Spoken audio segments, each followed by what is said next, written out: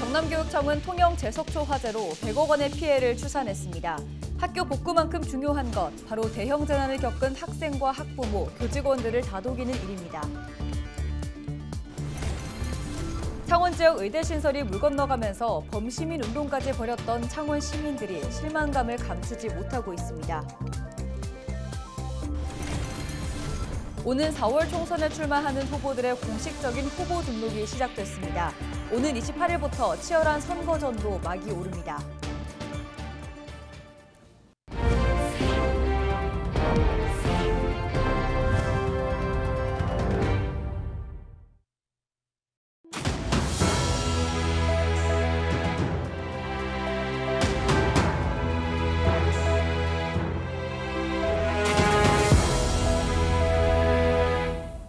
시청자 여러분 안녕하십니까? 헬로티비 경남뉴스입니다. 통영 제석초 화재 소식 이어갑니다. 경상남도 교육청은 이번 화재로 피해 복구까지 100억 원 정도가 될 것으로 내다봤습니다. 학교를 복구하고 화재 원인을 찾는 것만큼 중요한 것, 바로 더 이상의 피해가 없어야 하는 거겠죠. 재난을 겪은 모두의 마음을 다독이는 일이 시급합니다. 김수정 기자가 취재했습니다. 지난 2019년 3월 김해 진영의 한 초등학교 체육관에서 불이 났습니다. 등교 시간이라 700여 명이 급하게 대피했습니다. 놀란 학생과 학부모를 대상으로 심리 지원이 이뤄졌습니다. 학생 3명이 고위험군으로 분류돼 7개월까지 상담 치료를 받았습니다. 이번 통영 제석초등학교에 불이 난 것도 3월 새학기입니다. 다행히 인명피해는 없었지만 학생들의 후유증은 말할 수 없습니다. 그냥 원래 우울증이 그렇잖아요. 좀 잘 놀 때는 또 애들하고 같이 있을 때는 동생들하고 같이 있을 때는 또 장난치고 놀다가 또 이따금씩 자꾸 생각나면 좀 약간 우울해지고 한 시쯤만 되면 갑자기 막 뭐라고 막 얘기를 하고 트라우마 때문인지 아니면 원래 저런 걸 들은 적이 없는. 재난을 직접 겪거나 목격하는 것만으로도 정신적 충격에 시달릴 수 있습니다. 경상남도 교육청은 학교에서 위기 상황이 발생해 일상적인 대처가 어려울 때 학교 응급심리 지원이라는 제도를 운영합니다.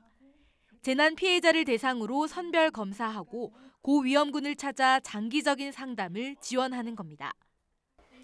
먼저 다음 주 25일과 26일 이틀간 1, 2학년 학생을 대상으로 집단 상담이 예정돼 있습니다. 현재 통영교육지원청 1곳, 통영위센터의 3곳, 모두 4곳의 상담실이 운영 중입니다. 또 새학기다 보니까 학생들이 이제 학교에 오면서 기대했던 바들이 있는데 그것이 아무래도 그 공간이 사라졌다는 거에 대해서 이제 불안하고 어떻게 내가 학교 생활을 해내야 하는 막막함이 있을 수 있는데요. 그런 학생들이 어쨌든 이러한 마음이 나 혼자가 아니라 같이 이 마음을 느끼고 있다고 공감을 하는 게 제일 중요할 것 같고. 통영 제석초 화재로 응급 심리 지원이 필요한 학생과 학부모, 교사 누구든 학교에 먼저 신청해서 상담 일정을 잡으면 됩니다. 또는 통영교육지원청 위센터나 경상남도 교육청에 연락하면 바로 상담받을 수 있습니다. 헬로티비 뉴스 김수정입니다.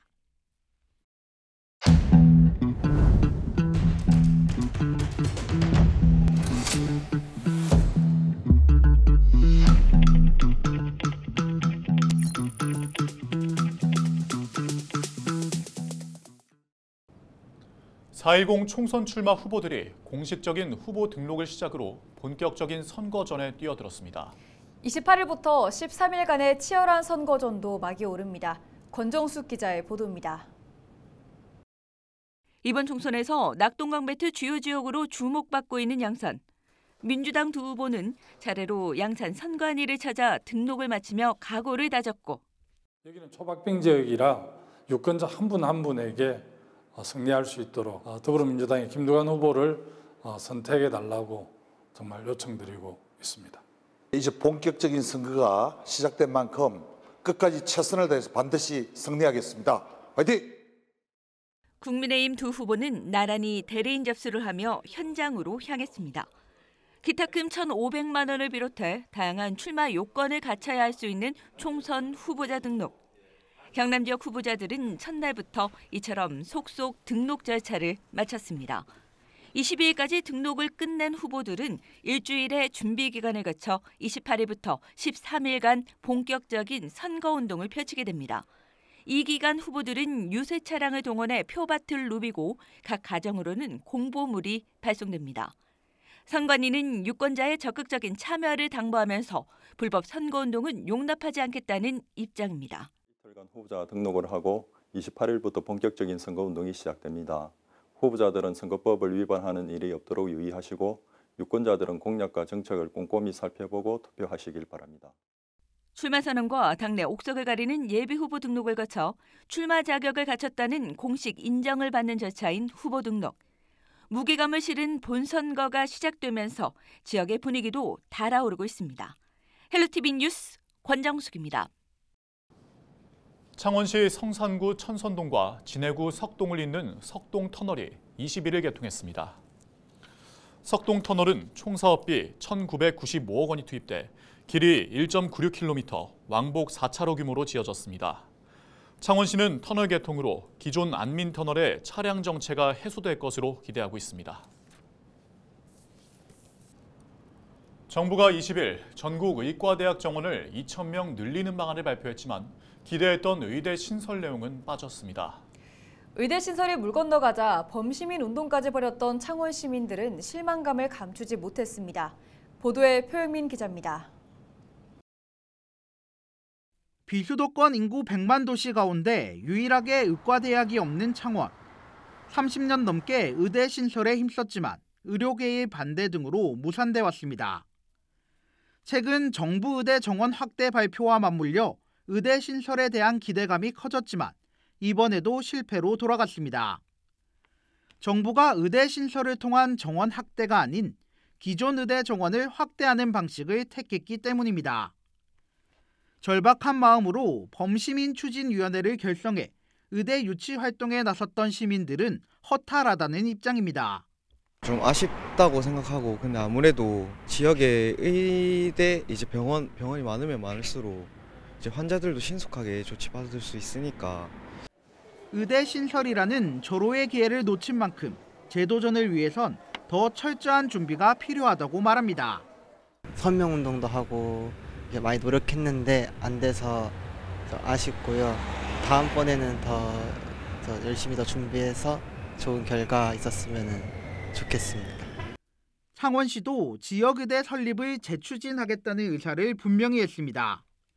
창원시는 입장문을 통해 우선 지역의료 불균형 해소를 위한 의대 정원 확대를 환영하고 앞으로도 창원 지역 의과대학 신설을 목표로 정부의 의료개혁에 동참하겠다는 뜻을 밝혔습니다.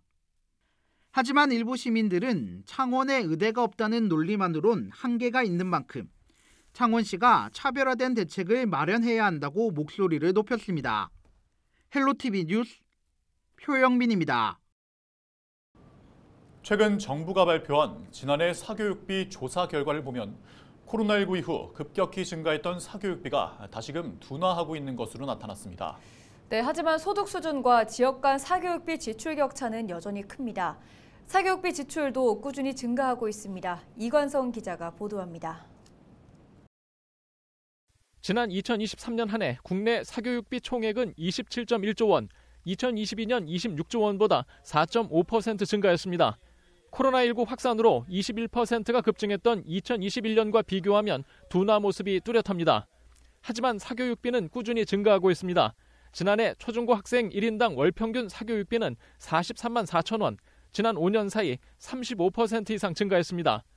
고등학생 한 명당 월 평균 49만 1천 원을 지출했고 중학생과 초등학생도 월 평균 한 명당 44만 9천 원과 39만 8천 원을 지출했습니다. 사교육비는 가구 소득 수준에 따라 큰 격차를 보이고 있습니다. 지난해 월 소득이 800만 원 이상인 가구가 지출한 학생 한 명당 월 평균 사교육비는 약 67만 1천 원, 월 소득 300만 원 미만인 가구가 지출한 사교육비 18만 3천 원에 3.7배에 이릅니다. 사교육비 지출 격차는 대도시와 중소도시, 읍면 지역에서도 큰 격차를 보이고 있습니다. 전체 학생 1인당 월 평균 사교육비는 서울이 전국 최초로 60만 원대를 돌파하여 62.8만 원으로 가장 높게 나타났으며 월 평균 사교육비가 27.9만 원으로 가장 낮게 나타난 전남과 약 2.3배의 격차를 보였습니다. 지역별로 보면 지난해 서울 지역 초중고 학생 1인당 사교육비는 광역시 평균보다 20만 원 이상 많았습니다. 중소도시 학생 1인당 사교육비는 광역시와 비슷했고 읍면 지역 학생 1인당 사교육비는 28만 9천 원으로 서울시 절반에도 못 미쳤습니다. 사교육 정책의 중요한 지표인 사교육 참여율에서도 지역 간 격차는 크게 나타났습니다.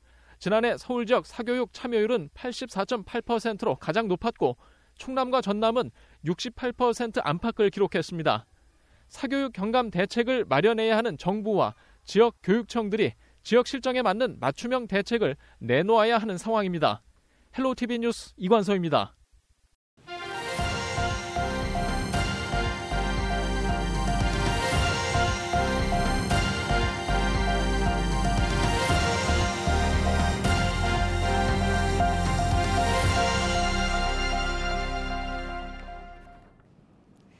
남해지방해양경찰청이 선박 교통안전 위반 행위에 대한 집중 단속에 나섭니다. 집중 단속 기간은 다음 달 1일부터 오는 6월 말까지로 관제구역 출입 미신고 등 관제 절차 위반과 관제통신 미청취와 무응답, 지정항로 위반, 제한 속력 초과, 음주운항 등입니다. 관제법 위반 선박에는 최대 1년 이하의 징역 또는 1천만 원 이하의 벌금이 부과됩니다. 창원시가 마산 해양신도시 5차 공모 민간 사업자에 대해 우선협상 대상자 지정을 취소했습니다. 창원시는 청문 과정에서 민간 사업자가 쟁점이던 생활 숙박시설 용도 변경을 철회했지만 몇 차례나 합의를 번복하는 등 의견을 신뢰할 수 없어 지정 취소를 결정했다고 밝혔습니다. 이에 5차 민간 사업자는 지정 취소가 부당하다며 창원시를 상대로 소송을 제기할 예정입니다. 합천의 한 농가에서 슈퍼 한우 3마리가 동시에 나왔습니다. 합천구는 적중면 송균환 씨 농가에서 평균 1,132kg에 달하는 한우 3마리를 동시에 출하했다고 밝혔습니다. 한 농가에서 1톤이 넘는 한우가 출하되는 드문 사례로 특히 한 마리는 1.2톤이 넘었습니다. 이 한우들은 공판장에서 4천만 원이 넘는 가격에 낙찰됐습니다. 슈퍼 한우는 무게가 1톤이 넘는 한우를 지칭하는 것으로 전국 축산물 공판장에서 매년 도축되는 한우 46만여 마리 중 1% 미만에 해당합니다. 기장군 좌광천에 튤립 산책로가 조성됐습니다. 기장군은 좌광천 내 달산교와 강변교, 용상교, 중앙교 1.4면에 튤립 3만 5천 본을 심었다고 밝혔습니다. 식재된 튤립은 기장군이 지난해 11월 구근을 구입해 자체 양묘한 겁니다. 튤립을 비롯해 좌광천 산책로에는 봄의 전령인 개나리를 시작으로 벚꽃과 장미꽃의 향연이 이어질 예정입니다. 제3회 창원 의용소방대회 날 행사가 21일 대사면 갈전운동장에서 열렸습니다. 이날 기념식은 홍남표 시장과 의용소방대원 등 1000여 명이 참석한 가운데 모범대원에 대한 표창 수여와 화합 한마당 등이 진행됐습니다. 현재 창원에는 1,800여 명의 의용소방대원이 활동하고 있으며 재난 상황 발생 시 화재와 구조, 구급 등 소방 업무를 보조하고 있습니다. 부산시가 응급의료지원단 수탁기관으로 부산응급의료지원센터를 선정했습니다. 부산응급의료지원센터는 2026년까지 시 응급의료지원단을 운영하고 응급의료지원단은 시 응급의료 현황과 자원을 분석해 지역 맞춤형 응급의료 추진을 위한 역할을 하게 됩니다. 이날 시는 부산시 시민건강국장 주재로 제1회 응급의료위원회를 열고 지역 응급의료 계획을 심의하고 비상진료 대책을 논의했습니다. 이상으로 뉴스를 마칩니다. 함께해 주신 여러분 고맙습니다.